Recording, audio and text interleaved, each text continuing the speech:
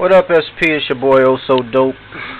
Here again, live from the crib, trying to fix this Xbox 360.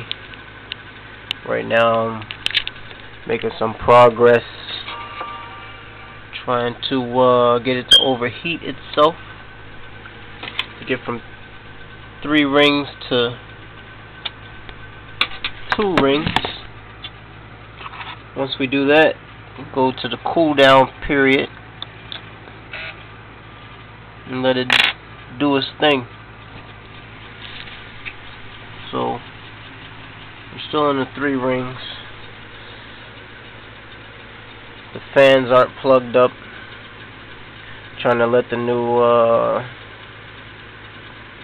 thermal paste bond in there. Other than that, see what happens, see if this junk actually works.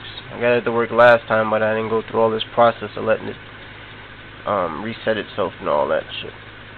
But hopefully it works this time permanently. If not, I got a warranty on it, so I just send it over to Square Trade, see what they can do.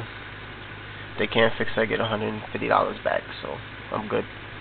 But yeah, that's what it is. Part 2. Hopefully part 3, the shit is fixed.